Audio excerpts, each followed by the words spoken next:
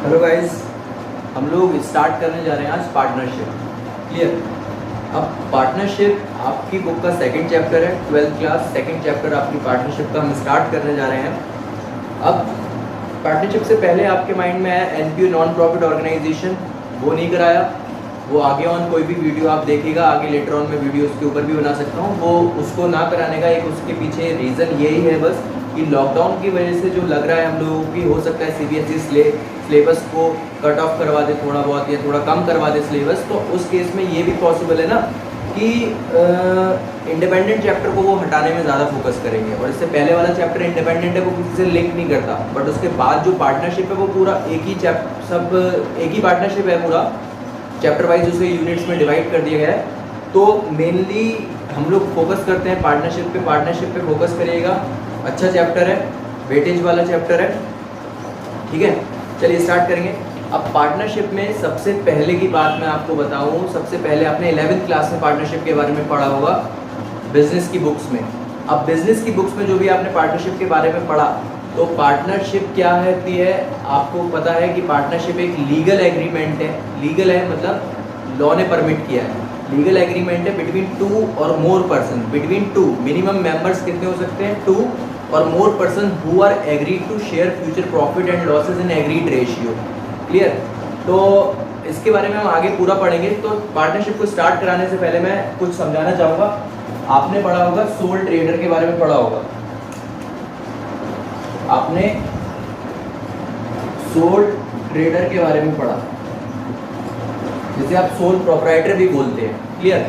तो soul trader में जब आपने पढ़ा होगा तो आपको बताया गया होगा कि एक ही पर्सन होता है, सिंगल पर्सन होता है, सोल वर्ड सिंगल के लिए यूज होता है। सेकंड आप बोल सकते हो कैपिटल जो लगाएगा बेटा वो लिमिटेड कैपिटल ही लगा पाएगा। लिमिटेड मतलब अनलिमिटेड कैपिटल उसके पास नहीं होगी।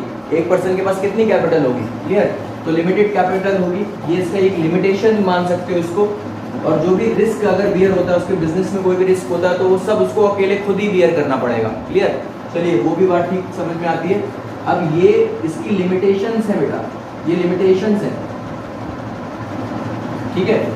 अब नेक्स्ट अगर बात करूं, मैनेजमेंट भी वो अकेला ही कर रहा होगा, उसके पास स्किल्स कैसी होंगी बेटा, स्किल्स कैसी होंगी, लिमिटेड होंगी, है ना, लिमिटेड स्किल होंगी। तो अब बात करते हैं हम पार्टनरशिप की। तो पार्टनरशिप ने इन सभी लिमिटेशंस को ओवरकम कर दिया, हटा दिया। बिटवीन 2 पर्सन है, मिनिमम 2 पर्सन होने चाहिए। आगे की बात बताऊंगा आपको कुछ कि मैक्सिमम नंबर ऑफ, आपके माइंड में आया होगा कि मैक्सिमम कितने नंबर्स हो सकते हैं। देखिए पार्टनरशिप को जो गवर्न करता है वो करता है पार्टनरशिप एक्ट 1932। उस 1932 पूरे एक्ट में ये कहीं भी स्पेसिफाई नहीं किया कि मैक्सिमम नंबर्स कितने होने चाहिए पार्टनर्स के। लेकिन कंपनीज एक्ट ने बोल दिया, कंपनी से रेगुलेशन करने वाला एक्ट है कंपनीज एक्ट। कंपनीज एक्ट ने इम्पोज कर दिया, सेक्शन 464 सेक्शन में ये बता दिया कि मैक्सिमम नंबर ऑफ मेंबर्स एक पार्टनरशिप में 50 हो सकते हैं। क्लियर। आपकी बुक पे सब लिखा है, सब पढ़ेंगे आप। अब नेक्स्ट बात आती है कि पार्टनरशिप ने सबको ओवरकम कर दिया। पार्टनरशिप में बोलूँ तो कैपिटल का कंट्रीब्यूशन हो जाएगा, रिस्क का भी शेयरिंग हो जाएगा, मैनेजमेंट और स्किल्स जो होंगी वो भी 2 पर्सन की लगेंगी तो ज़्यादा बेटर होगा, या 2 से ज़्यादा पर्सन की लगेंगी तो ज़्यादा अच्छे से मैनेजमेंट और कंट्रोल आप कर पाएंगे। क्लियर। तो स्टार्टिंग में आपके यही सब बताया हुआ है। अकाउंटिंग फॉर पार्टनरशिप आपका सेकंड चैप्टर में आप पढ़ना स्टार्ट करेंगे, यही सब बताया है। उसके बाद नेचर की बात करूँगा, नेचर ऑफ पार्टनरशिप फर्म। तो नेचर कैसा होता है पार्टनरशिप फर्म का बेटा, नेचर को 2 पार्ट्स में डिवाइड कर दिया इन्होंने। एक कर दिया लीगल पॉइंट ऑफ व्यू से नेचर बताया, एक बताया अकाउंटिंग पॉइंट ऑफ व्यू से। पहले अकाउंटिंग पॉइंट ऑफ व्यू से एक्सप्लेन करा। अकाउंटिंग पॉइंट ऑफ व्यू से जो उन्होंने आपका पार्टनरशिप का मतलब बताया, पार्टनरशिप का नेचर बताया, उसमें बोल दिया कि partnership is a separate legal entity. No, कहने का क्या मतलब है समझिएगा, ऐसे ज़्यादा समझ में आएगा। अगर मैं नेचर की बात करूँ, नेचर ऑफ पार्टनरशिप, तो नेचर कैसा पार्टनरशिप का 2 चीज़ों में एक्सप्लेन करा। एक इन्होंने करा अकाउंटिंग व्यू पॉइंट, एक करा इन्होंने लीगल व्यू पॉइंट। कैसा करा, एक करा अकाउंटिंग व्यू पॉइंट, एक करा legal. Accounting point of view में उन्होंने क्या बोला नेचर में कि पार्टनरशिप जो है वो सेपरेट नहीं मानी जाएगी। किससे सेपरेट नहीं मानी जाएगी, एक फीचर पढ़ा होगा 11th क्लास में, business entity concept. Business entity concept ये बोलता था कि business is a separate from its owner who compose it. Business separate माना गया है जिसने उसको कंपोज किया है, बनाया है। तो अगर अकाउंटिंग पॉइंट ऑफ व्यू से बात करेंगे तो अकाउंटिंग पॉइंट ऑफ व्यू बोलता है कि बिजनेस यानी कि पार्टनरशिप फर्म और उसके पार्टनर्स दोनों बेटा अलग अलग है।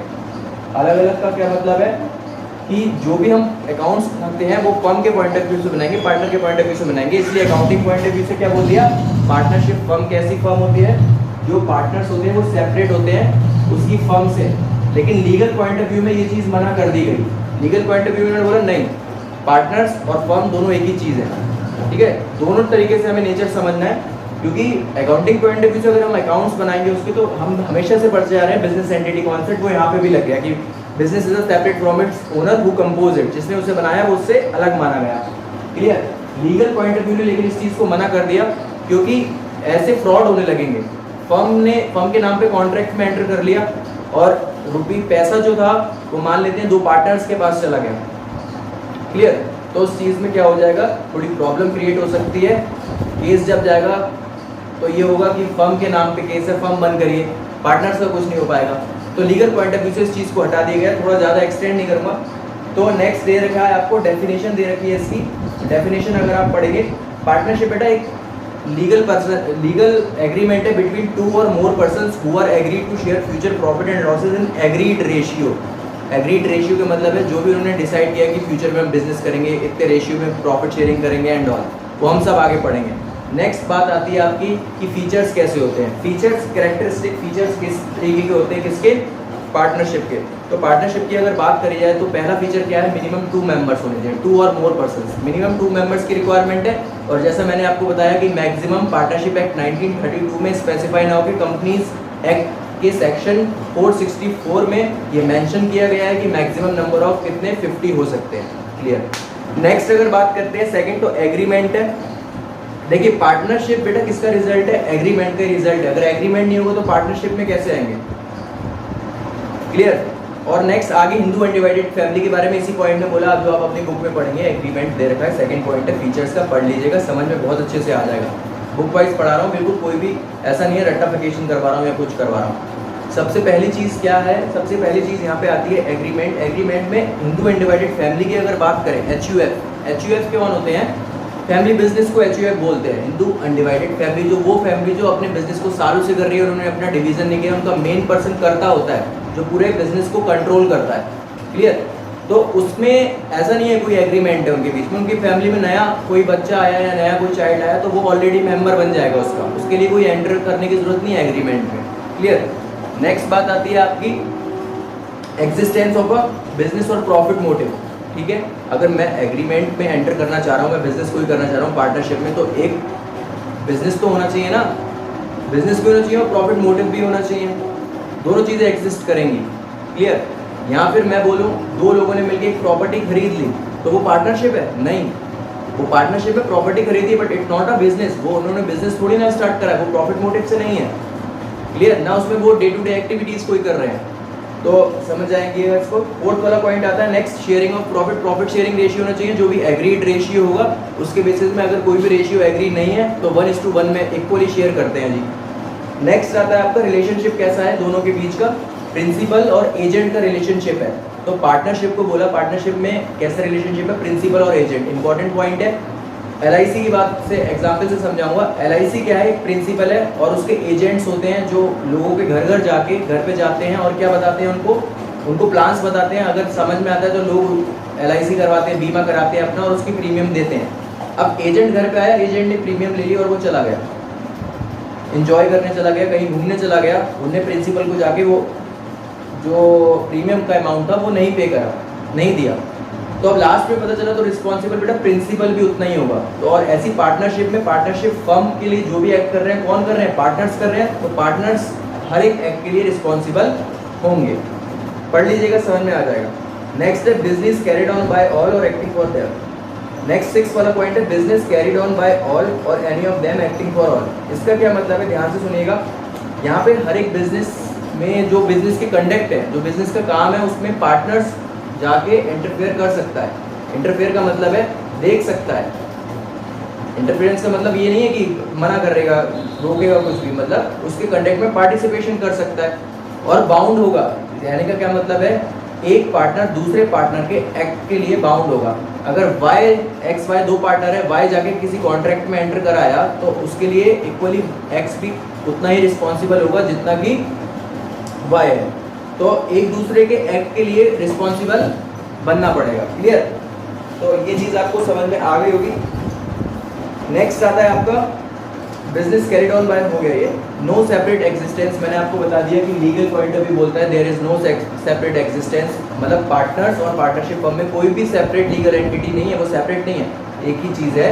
अगर कोई भी आउटसाइडर्स का पेमेंट नहीं किया जाता है तो पार्टनर्स को अपना प्राइवेट एस्टेट बेच के भी बाहर के लोगों का डेब्ट देना पड़ेगा। क्लियर? समझ में आता है? नेक्स्ट आता है राइट, राइट्स टू पार्टनर। अब ये तो हमने फीचर्स पढ़े थी, फीचर्स समझ में नहीं आए तो आप मुझे व्हाट्सअप कर सकते हैं या ईमेल पे कुछ भी पूछ सकते हैं, कोई प्रॉब्लम नहीं है कभी भी। क्लियर? अब नेक्स्ट बात आती है आपकी राइट्स टू पार्टनर। अब राइट्स के बारे में अगर मैं बात करूं, हर एक पार्टनर को राइट दिए गए हैं कुछ, और उन राइट्स में से अगर कोई भी राइट मिसिंग है, जो राइट्स आपको बताए हैं, तो वो पार्टनरशिप नहीं कहलाएगी। क्लियर? नहीं कहलाएगी मतलब होगी भी नहीं। पहला राइट क्या आता है, हर एक पार्टनर के पास बेटा राइट है कि वो प्रॉफिट और लॉसेस को इक्वली शेयर करें। क्लियर? तो हर एक पार्टनर के पास राइट है ये, और हर एक पार्टनर के पास राइट है कि वो कंडक्ट ऑफ बिजनेस में क्या करें, पार्टिसिपेशन कर सकते हैं। नेक्स्ट है, हर एक पार्टनर के पास ये भी राइट है कि वो अपने बिजनेस मैटर से रिलेटेड किसी और के पास जाके बिजनेस के बारे में कंसल्टेशन ले सकता है। और दूसरा क्या के बोला है इन्होंने कि हर एक पार्टनर के पास राइट है कि वो इंस्पेक्ट कर सकता है उसकी कॉपी का मतलब जो भी अकाउंट्स बन रहे हैं वो जाके इंस्पेक्ट भी कर सकता है, हर एक पार्टनर का राइट है। दूसरा पार्टनर उसे मना नहीं करेगा कि नहीं आप इसकी कॉपी मत दीजिए या फिर इसे इंस्पेक्ट मत करिए, ऐसा नहीं करेंगे। नेक्स्ट है आपका, हर एक पार्टनर के पास राइट है कि वो डिसअलाउ कर सकता है नए पार्टनर का एडमिशन। दो पार्टनर है, बिजनेस कर रहे हैं, तीसरा पार्टनर एंटर होना चाहता है, वाई चाहता है कि मैं अपने दोस्त को एंटर कर लूँ जेड को, एक्स मना कर रहा है तो वो नहीं कर सकता। दोनों पार्टनर की कंसेंट होना जरूरी है। खाली 5 पार्टनर हो, एक मना कर रहा है 4 राजी हैं, तब भी नहीं माना जाएगा, माइनॉरिटी इसमें विंस करेगी हमेशा। क्लियर?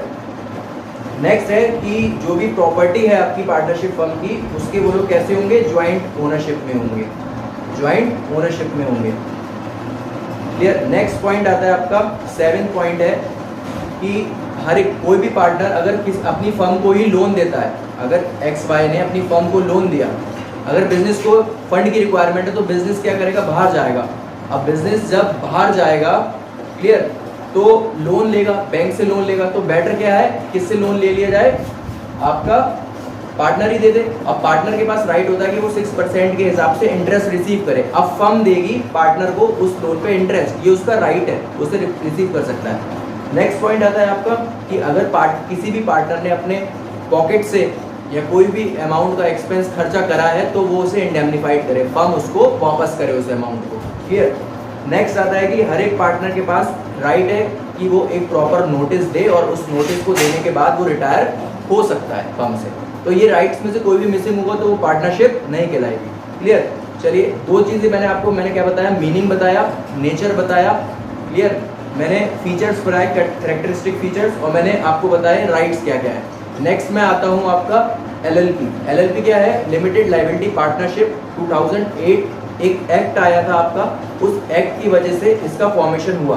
अब इसका फॉर्मेशन क्या है, यहाँ पे है लिमिटेड लायबिलिटी। लिमिटेड लायबिलिटी का क्या मतलब है, मैंने आपको बताया कि अनलिमिटेड लायबिलिटी क्या होती है। अनलिमिटेड लायबिलिटी का मतलब होता है कि अगर आउटसाइडर को पेमेंट, मतलब आउटसाइडर का पेमेंट करना है फर्म को, और फर्म के पास ज़्यादा पैसे नहीं हैं, तो फर्म की एसेट होल्ड आउट करने के बाद भी उतने पैसे नहीं बनते जितना आउटसाइडर्स को देने हैं, तो प्राइवेट प्रॉपर्टी भी बेच के वो लोग पेमेंट करेंगे। ये होती है अनलिमिटेड, जहाँ पे प्राइवेट प्रॉपर्टी भी आपकी सोल्ड आउट हो सके। लेकिन लिमिटेड लायबिलिटी में ऐसा नहीं होता, जितनी फर्म की एसेट्स हैं उतना ही बिकेगा, फर्म के अकाउंट में जितना पैसा है उतना ही फर्म अमाउंट को यूज़ करके आउटसाइडर्स का पेमेंट किया जाएगा।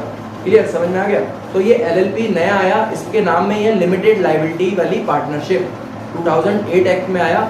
तो पहला पॉइंट है कि फीचर्स बता रहा हूँ, इसके फीचर्स क्या है। LLP एक बॉडी कॉर्पोरेट है, क्योंकि कंपनी का जो फीचर है सेम फीचर है, कंपनी की भी लायबिलिटी कैसी होती है, लिमिटेड लायबिलिटी होती है, और पार्टनरशिप फर्म और सोल प्रोप्राइटरशिप की लायबिलिटी कैसी होती है, अनलिमिटेड लायबिलिटी होती है। क्लियर? नेक्स्ट आता है आपका तो इसे हमने बॉडी कॉर्पोरेट बोल दिया है, जो इस एक्ट में इनकॉर्पोरेट हुआ है, इस एक्ट में इसका फॉर्मेशन हुआ है। नेक्स्ट आता है कि ये सेपरेट लीगल एंटिटी है। देखिए partnership legal point of view से क्या था, सेपरेट नहीं थी अपने पार्टनर से जिन्होंने उसे कंपोज किया था। लेकिन अगर मैं बात करूं किसकी, एलएलपी की, तो एलएलपी में ये फीचर एग्जिस्ट करता है, एलएलपी में ये फीचर है। क्लियर? एलएलपी में क्या फीचर है कि LLP legal point of view से सेपरेट है from its owner, from its partner जिन्होंने उसे कंपोज किया, जिन्होंने उसे बनाया है। नेक्स्ट आता है आपका परपीचुअल सक्सेशन। कंपनी में ये फीचर पढ़ा होगा आपने 11th क्लास में, जब कंपनी के बारे में पढ़ा होगा तो उस ज्वाइंट वेंचर कंपनी में आपने एक फीचर पढ़ा होगा परपीचुअल सक्सेशन। परपीचुअल सक्सेशन का मतलब होता है कि मेंबर्स आएंगे, मेंबर्स जाएंगे, but the business never and, but the मतलब कंपनी कभी भी बंद नहीं होगी। तो यहाँ पे इसी चीज को उन्होंने बताया है कि एलएलपी क्या है, एक परपीचुअल सक्सेशन है। परपीचुअल सक्सेशन का मतलब क्या होता है कि मेंबर्स में कम, मतलब पार्टनर, जैसे सपोज 10 पार्टनर है, 10 पार्टनर में से 3 पार्टनर की डेथ हो गई तो बंद हो जाएगा बिजनेस? नहीं होगा। परपीचुअल सक्सेशन है, उसका जो लीगल हायर्स होंगे वो उसके मेंबर, वो उसके पार्टनर्स बन जाएंगे। बात समझ में आती है? नेक्स्ट आपको बस यही बातें इंपॉर्टेंट है, इसमें 1932 एक्ट अप्लाई नहीं होता। कौन सा? पार्टनरशिप एक्ट को जो रेगुलेट करता है, पार्टनरशिप जो रेगुलेट होती है वो होती है 1932 एक्ट से रेगुलेट। अब एलएलपी किससे रेगुलेट हो रही है? 2008 एक्ट से। तो 1932 वाला एक्ट जो पार्टनरशिप का है वो एलएलपी पे नहीं लगेगा। क्लियर? तो एलएलपी का कॉन्सेप्ट नहीं समझ में आया तो पूछेगा, बस डिफरेंस क्या है, इसमें कंपनी के कुछ फीचर्स इन्हें मिल जाएंगे। नेक्स्ट आपको डिफरेंसेस दे रखा है कि पार्टनरशिप और एलएलपी में डिफरेंस क्या है, इसे पढ़िएगा। अगर नहीं आता है तो मैंने अपना व्हाट्सएप नंबर अपने चैनल पे दिया हुआ है, आप उससे मुझे मैसेज करके पूछ सकते हैं जो भी आपको प्रॉब्लम है। नेक्स्ट मैं आपको पढ़ाने जा रहा हूँ पार्टनरशिप डीड। पार्टनरशिप डीड क्या है बेटा? अब आपने पार्टनरशिप करी, मैंने बोला पार्टनरशिप रिजल्ट है किस चीज का? एक एग्रीमेंट का रिजल्ट है, जो एग्रीमेंट में एंटर हुआ उसका रिजल्ट है पार्टनरशिप। अब पार्टनरशिप को गवर्न करने के लिए क्या बनाइए? डीड प्रिपेयर करिए। पार्टनरशिप को गवर्न करने के लिए क्या बनाइए? डीड प्रिपेयर करिए। डीड का क्या मतलब होता है? अब इस डीड में सभी चीजें मेंशन होगी कि पार्टनर को क्या करना है, कि पार्टनर को क्या, पार्टनर का नेम क्या है, पार्टनर ने कितनी कैपिटल लगाई, पार्टनर कहाँ रहते हैं, पार्टनर क्या करते हैं। क्लियर? तो इन सभी चीजों में फोकस करेंगे हम लोग। क्लियर? एक मिनट रुकिएगा।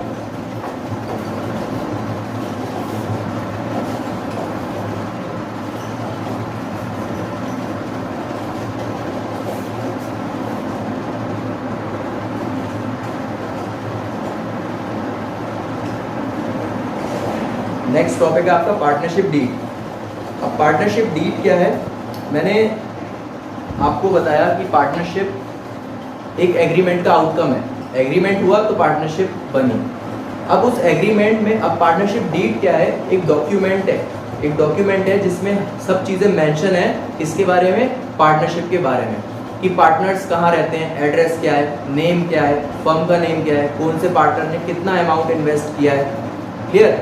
कौन से पार्टनर को इंटरेस्ट मिलेगा उसकी कैपिटल पे जो उसने कैपिटल लगाई है, अगर मिलेगा तो किस रेट से मिलेगा, क्या इंटरेस्ट ऑन ड्राइंग्स मिलेगा, अगर मिलेगा तो किस रेट से मिलेगा, मैं सब बताऊंगा क्या होता है इंटरेस्ट ऑन ड्राइंग, क्या होता है इंटरेस्ट ऑन कैपिटल, सब न्यूमेरिकल्स में हम आगे आएंगे। किसी पार्टनर को सैलरी मिलेगी, अगर मिलेगी तो कितनी मिलेगी, अगर कोई भी डिस्प्यूट्स हो जाते हैं पार्टनर्स के बीच में, ठीक है, पार्टनर्स के बीच में अगर डिस्प्यूट्स हो जाते हैं तो उन डिस्प्यूट्स को किस तरीके से सॉर्ट आउट कराएंगे, किस तरीके से सॉर्ट आउट कराएंगे। कहने का क्या मतलब है कि कोर्ट के पास जाएंगे कि लिक्विडेटर के जाएंगे। लिक्विडेटर क्या है? लिक्विडेटर एक कोर्ट से आउटसाइड एक पर्सन है जो आपके नेचुरल जस्टिस के बेसिस में केसेस को जल्दी खत्म करवा देगा।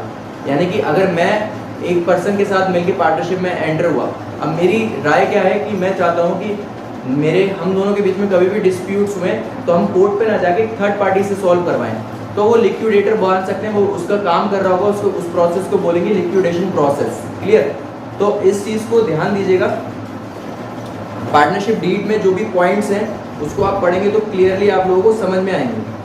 Name and address of the firm, name and address of a partner, किस टाइप का नेचर है, क्या बिजनेस करते हैं, कितना अमाउंट कंट्रीब्यूट करा हर एक पार्टनर ने, कैपिटल अकाउंट कैसा है, फिक्स्ड है कि फ्लक्चुएटिंग है, ये सब आगे बताऊंगा कि फिक्स क्या होता है और फ्लक्चुएटिंग क्या होता है। ड्राइंग्स क्या है? ड्राइंग्स का मतलब आता है पर्सनल विड्रॉल किया है, पर्सनल यूज़ के लिए जो विड्रॉल्स करते हैं उसे हम ड्राइंग्स बोलते हैं। क्या इंटरेस्ट उन ड्राइंग्स पे देना है पार्टनर को, फर्म को, या इंटरेस्ट ऑन कैपिटल की बात करें तो फर्म क्या इंटरेस्ट ऑन कैपिटल पार्टनर को देगा, तो ये सब चीज़ें उसमें मेंशन होंगी। इसे पढ़िएगा, अगर ये ना समझ में आए, इजी है, ना समझ में आए तो मैं बताऊंगा। अब ये डेट वगैरह भी लिखी होगी कि पार्टनरशिप कौन सी डेट को आपने स्टार्ट करी, गुडविल का वैल्यूएशन आप किस तरीके से करेंगे? गुडविल क्या होता है, जनरली दो लोग जब बिजनेस कर रहे हैं आपस में, नया पार्टनर आना चाहता है फर्म के अंदर, अब हम 10 साल से बिजनेस कर रहे हैं तो हमारे फर्म की गुडविल होगी, तो हम गुडविल का वैल्यूएशन करते हैं जी इस चीज़ में कि रिटायरमेंट के टाइम में, एडमिशन के टाइम में, कई सारी चीज़ों में। तो उस केस में हम उस चीज़ को भी वैल्यूएशन आगे पूरा गुडविल का भी सीखेंगे। तो कौन से मेथड से आप वैल्यूएशन कर रहे हो, ये सब चीज़ें आपको मेंशन करना है। तो पार्टनरशिप डीड के बारे में आप पढ़ लीजिएगा, कोई भी पॉइंट ना समझ में आए मुझसे पूछ सकते हैं। अब next importance of partnership deed पढ़ लीजिएगा, इतना इंपॉर्टेंट टॉपिक वो नहीं है, क्लियर। अब नेक्स्ट जो आता है हमारा, यहाँ से हमारा ऐसा पोर्शन शुरू होने जा रहा है जो आपको दिमाग से तो सुनने हैं, आप दिमाग लगा के सुनना हो रहा है, क्लियर। तो मैं स्टार्ट करवा रहा हूँ आपका रिकॉर्डिंग, ट्रांजैक्शंस की रिकॉर्डिंग चलिए बाद में कराऊंगा। पहले मैं आपको कुछ बातें बताना चाहता हूँ कि कहने का क्या मतलब है। यहाँ पे इन्होंने बोला कि ये वो रूल्स हैं अप्लाई होंगे, applicable in case of when there is no deed.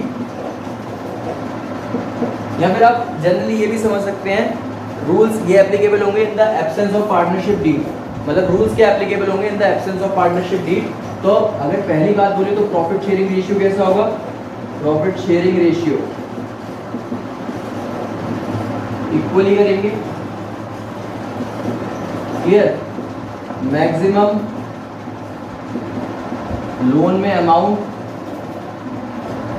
Loan amount पे इंटरेस्ट जो है वो 6% पर एनम के हिसाब से मिलेगा आपको, इससे ज़्यादा नहीं मिलेगा। सैलरी बेटा नहीं मिलेगी किसी भी पार्टनर को, इंटरेस्ट ऑन कैपिटल किसी पार्टनर को नहीं मिलेगा, इंटरेस्ट ऑन ड्राइंग की चार्ज नहीं होगा, क्लियर। तो चलिए ये सब पढ़ेंगे तो समझ में आ जाएगा। Rules apply in the absence of a partnership deed. In the absence of a partnership deed a verbal agreement और if the partnership deed is a silent on a certain point. अगर वर्बल क्या मतलब है, अगर orally आपने agreement में enter कर लिया, कोई बहुत अच्छा दोस्त है आपका, आपने ओरली एग्रीमेंट में करके बिजनेस स्टार्ट कर लिया उससे, ज़्यादातर वैलिड कौन सा होगा? रिटन एग्रीमेंट वैलिड होगा। और in the eyes of law अगर आप केस करना चाहते हो तो वो भी वैलिडिटी किसकी मानेंगे? वैलिड कौन सा होगा? रिटन एग्रीमेंट होगा। लेकिन अब यहाँ पे इन्होंने आपको क्या बताया है, कुछ बातें बताई हैं कि वो रूल्स क्या होंगे जब आपकी पार्टनरशिप डीड नहीं बनाई गई है। तो पहला देखा जाए तो प्रॉफिट शेयरिंग रेशियो है। प्रॉफिट शेयरिंग रेशियो बेटा कैसा होगा? इक्वल होगा, बता दिया। इंटरेस्ट ऑन कैपिटल चार्ज नहीं किया जाएगा, किसी को भी पार्टनर्स को इंटरेस्ट ऑन कैपिटल नहीं मिलेगा, इंटरेस्ट ऑन ड्राइंग नहीं मिलेगी, सैलरी नहीं मिलेगी, इंटरेस्ट ऑन लोन मिलेगा 6% पर एनम मैक्सिमम रेट, उसके हिसाब से ज़्यादा इंटरेस्ट नहीं मिलेगा। मतलब ये बातें क्या बता रहे हैं आपको कि पार्टनरशिप डीड अगर आपके बिजनेस में नहीं बनी है तो ये रूल्स अप्लाई होने हैं और ये आगे तक न्यूमेरिकल्स में सब में काम आने वाले हैं। नेक्स्ट आता है आपका admission of a new partner. सभी पार्टनर की कंसेंट के बिना आप नए पार्टनर का एडमिशन नहीं कर सकते, तो ये भी इसमें अप्लाई हो गया। नेक्स्ट है कि हर एक पार्टनर पार्टिसिपेट कर सकता है कंडक्ट ऑफ बिजनेस में। हर एक पार्टनर को राइट है कि वो इंस्पेक्ट भी कर सकता है बिजनेस की कॉपीज और ले जा सकता है अपने अकाउंट्स, अपने घर पे चेक करेगा, कॉपी ले सकता है उसको, जो भी अकाउंट्स आप प्रिपेयर करते हैं। क्लियर? तो ये जो मेनली बातें थी जो मैंने आपको अभी समझाई हैं,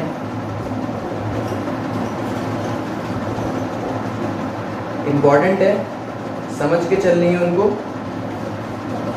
क्लियर? चलिए अब कुछ बातें और हटके करेंगे और इम्पॉर्टेंट टॉक है, इसे समझिएगा।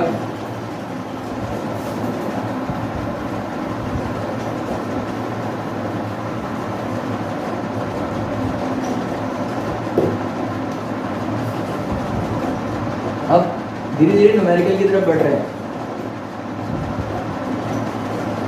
आपने सोल प्रोप्राइटर सुना होगा, 11वीं क्लास में आपने क्या बनाया?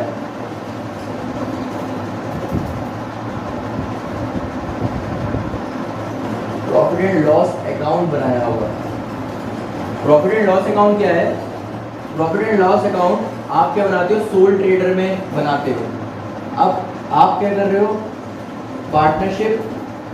तो पार्टनरशिप में आप प्रॉफिट एंड लॉस अकाउंट भी प्रिपेयर करोगे और एक और अकाउंट बनाओगे, profit and loss appropriation account.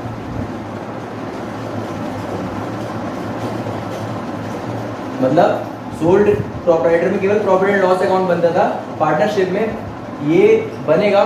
ज़्यादा नहीं, एक आध क्वेश्चन में ही बनाया है प्रॉफिट एंड लॉस अकाउंट, जो ट्रेडिंग अकाउंट आपने 11th क्लास में सीखा था, जिसकी शुरुआत ओपनिंग स्टॉक से होती थी, जिसमें ग्रॉस प्रॉफिट निकलता था। क्लियर? ग्रॉस प्रॉफिट ट्रांसफर होता था आपका P&L में, और P&L से आप फिर नेट प्रॉफिट निकालते थे। क्लियर? तो यहाँ पे भी आपने क्या बनाया? प्रॉफिट एंड लॉस अकाउंट बनाया। अब मेन हमारे लिए नया ये चीज़ है, ये हमारे लिए न्यू चीज़ है, नई। क्लियर? अब इस केस में हम लोग क्या करेंगे? हम बोल सकते हैं ये क्या है? इसका एक्सटेंशन है, इसका एक एक्सटेंशन है। अब इस केस में क्या करते हैं? दो चीजें होती है बेटा। यहाँ पे आते हैं सब चार्ज, ध्यान से सुनना, यहाँ पे आते हैं चार्ज और यहाँ पे आते हैं एप्रोप्रिएशंस। क्या डिफरेंस है दोनों में? एक होता है चार्ज अगेंस्ट प्रॉफिट, एक होता है एप्रोप्रिएशन अगेंस्ट प्रॉफिट। तो चार्ज अगेंस्ट प्रॉफिट क्या है? P&L के डेबिट साइड में जितने भी एक्सपेंसेस आते हैं वो चार्ज अगेंस्ट प्रॉफिट हो गए। चार्ज का मतलब है आपको देना है, कंपलसरी पेमेंट है। Salary to manager, salary to staff, rent to landlord, ठीक है, एडमिनिस्ट्रेशन एक्सपेंसेस, ये सभी आप एक्सपेंसेस करेंगे। और कहने का क्या मतलब है? आपके पास लॉस हुआ बिजनेस फर्म में तो कोई रेंट नहीं छोड़ने वाला, कोई सैलरी स्टाफ नहीं छोड़ने वाला, भले आपको लॉस हुआ तो वो चार्ज है एक तरीके से। एप्रोप्रिएशंस क्या है कि अगर आपके बिजनेस में प्रॉफिट्स हैं तो दे दीजिए, अदरवाइज मत दीजिए, क्योंकि ये अल्टीमेटली बेटा पार्टनर्स के पास जा रहे हैं। अब मैं बता रहा हूँ, दो एग्जाम्पल बता के चल रहा हूँ यहाँ पे। पहला इंटरेस्ट ऑन कैपिटल और दूसरा आप बोल सकते हो इसको salary to partner, to manager नहीं बोला, टू पार्टनर, पार्टनर की सैलरी। ये एप्रोप्रिएशन है, ये दोनों पार्टनर के पास जा रही है। अगर पार्टनरशिप फर्म को लॉस है और उसके बावजूद भी वो ये लोग ये चीज़ें ले रहे हैं आपस में, तो लॉस की वैल्यू और बढ़ जाएगी और इंक्रीज हो जाएगी। वैसी माइनस में फिगर है और माइनस में हो जाएगी फिगर। तो कहने का क्या मतलब है? P&L एप्रोप्रिएशन क्या है? एक एक्सटेंशन है P&L अकाउंट का। अच्छा, मैंने बोला एक बात कि हर एक अकाउंट की शुरुआत किसी ना किसी अमाउंट से होती है। क्लियर? तो अगर P&L अकाउंट की बात करूं तो हमें पता है, हमने बनाया हुआ है। हम लोग P&L अकाउंट बनाते थे, ग्रॉस प्रॉफिट से स्टार्टिंग करते थे, और ग्रॉस प्रॉफिट से स्टार्ट करने के लिए हम लोग ओपनिंग स्टॉक से स्टार्ट करके ट्रेडिंग अकाउंट बनाया करते थे। अब P&L एप्रोप्रिएशन की शुरुआत हम बेटा उस नेट प्रॉफिट से करेंगे जो P&L अकाउंट से निकल के आएगा। अब वो P&L अकाउंट से जो प्रॉफिट एक्चुअल निकल के आया वो एक्चुअल प्रॉफिट नहीं है, वो पार्टनर्स के बीच में डिस्ट्रीब्यूट नहीं होगा। रीजन है इसके पीछे, क्योंकि पार्टनर्स को ये प्रॉफिट के अलावा थोड़ी चीज़ें और मिलती हैं, मतलब इसी प्रॉफिट में से मिलती है, लेकिन मिलता क्या क्या है? इंटरेस्ट ऑन कैपिटल मिल सकता है, किसी को सैलरी मिल सकती है, किसी की ड्राइंग। तो वो सभी एडजस्टमेंट करके फाइनल में जितना प्रॉफिट बचेगा वो हम रेशियो में डिवाइड कर देंगे, जो हमें क्वेश्चन में रेशियो गिवन होगा। अगर पार्टनरशिप डीड साइलेंट है तो इक्वल है, हमें पता है 1:1। क्लियर? तो मैं एक फॉर्मेट बना रहा हूँ किस चीज़ का? P&L एप्रोप्रिएशन का। आपकी बुक में बना है, इंपॉर्टेंट टॉपिक है, करना चाहें कर सकते हैं। देखिएगा,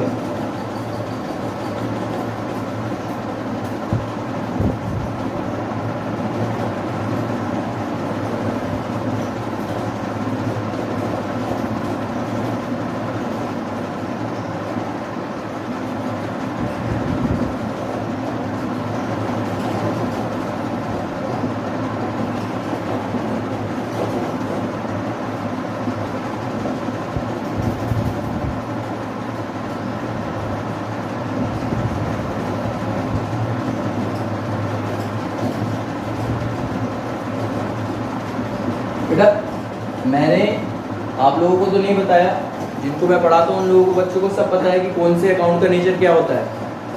प्रॉफिट एंड लॉस अकाउंट बनाया था, प्रॉफिट एंड लॉस अकाउंट जो बनाया था उसका नेचर बेटा कैसा होता है? नॉमिनल नेचर होता है। नॉमिनल नेचर का वो अकाउंट होता है, नॉमिनल नेचर क्या कहता है? Debit all expenses, credit all incomes. ये टेढ़ा लिखा है, लेकिन टेढ़ा है पर मेरा है। प्रॉफिट एंड लॉस अकाउंट में क्या है, नॉमिनल नेचर। डेबिट और एक्सपेंसेस, सभी एक्सपेंसेस को आप डेबिट करते हो, सभी इनकम्स को आप क्रेडिट करते हो। तो यहाँ पे भी सेम एप्रोप्रिएशन का भी नेचर कैसा होता है, नॉमिनल नेचर होता है। इसका भी नॉमिनल नेचर है कि डेबिट कर देंगे सभी एक्सपेंसेस। हम लोग अकाउंट्स बनाते हैं फर्म के पॉइंट ऑफ व्यू से, तो सभी एक्सपेंसेस डेबिट कर देंगे, सभी इनकम्स को क्रेडिट कर देंगे। क्लियर। चलिए, फॉर्मेट है, फिक्स फॉर्मेट है, इसके अलावा और कोई चीज़ नहीं आएगी। जो मैं यहाँ पे लिखूंगा उसके अलावा कोई चीज़ नहीं आएगी, और ज़रूरी नहीं है वो सब भी हों। क्वेश्चन के हिसाब से जो क्वेश्चन में गिवन होगा उस हिसाब से हम करते रहेंगे। तो इसकी शुरुआत मैंने आपको बताया किससे करते हैं, बाय नेट प्रॉफिट से करेंगे। बाय नेट प्रॉफिट कहाँ से लिया आपने, ये जो है transfer from P&L account, transfer from P&L account से जो आपको प्रॉफिट आया, जो प्रॉफिट आया होगा आपका। नेक्स्ट यहाँ पे बाय इंटरेस्ट ऑन ड्राइंग्स आ जाएगा। Interest on drawings is a income for the, किसके पॉइंट ऑफ व्यू से इनकम है, फर्म के पॉइंट ऑफ व्यू से इंटरेस्ट ऑन ड्राइंग इनकम है। तो मैंने बोला नॉमिनल नेचर है, debit all expenses, credit all income. Firm के पॉइंट ऑफ व्यू से इनकम है, तो कहाँ पे आ गई, क्रेडिट साइड में आ गई। नेक्स्ट आता है यहाँ पे फर्म के पॉइंट ऑफ व्यू से एक्सपेंस है, बेटा देना पड़ता है फर्म को। ध्यान से देखना, दो चीजें होती हैं, एक होती है आईओसी, एक होती है आईओडी। आईओसी क्या है, फर्म के पॉइंट ऑफ व्यू से एक्सपेंस है। कैसे, ये पार्टनर है, ये फर्म है, फर्म पार्टनर को दे रही है क्या चीज, आईओसी। लेकिन आईओडी की अगर बात करूं तो ये क्या चीज है, इनकम है। इनकम है जी, ये फर्म है और ये पार्टनर है। पार्टनर दे रहे हैं फर्म को, पार्टनर दे रहे हैं फर्म को, क्योंकि इन्होंने ड्राइंग करी थी इसलिए वो देंगे। ये बात समझ में आ गई, बताया बस ऐसे। नेक्स्ट है, जो भी इंटरेस्ट होगा पार्टनर्स का वो आएगा, लिख दे रहा हूँ एक्स और वाई। मान लो तो एक्स और वाई के दो पार्टनर्स के बेसिस पे बना रहा हूँ। यहाँ पे आईओडी में भी लिख दीजिए एक्स और वाई। क्लियर। नेक्स्ट क्या आ सकता है, to partner salary. Partner salary, partner की जो भी सैलरी होगी वो आ सकती है यहाँ पे। टू पार्टनर्स, पार्टनर्स कमीशन आ सकती है। कोई भी बात समझ में नहीं आ रही तो रिपीट करके पीछे करके देख लीजिएगा, बैकवर्ड करके वीडियो। पार्टनर टू कमीशन आ जाएगा, टू रिजर्व्स आ जाएगा। रिजर्व्स होगा तब आएगा, जनरली एक आध क्वेश्चन में दे रखा है, जनरली ज्यादातर रिजर्व पे ट्रीटमेंट नहीं है, बताऊंगा सब कुछ, कोई भी टेंशन लेने वाली बात नहीं है। नेक्स्ट आता है आपका यहाँ पे टू पार्टनर्स कैपिटल अकाउंट, यहाँ पे डिस्ट्रीब्यूट करूंगा मैं प्रॉफिट। और देखो यहाँ पे क्या आएगा, बाय पार्टनर्स कैपिटल अकाउंट, ये लॉस। दोनों में से एक चीज होगी।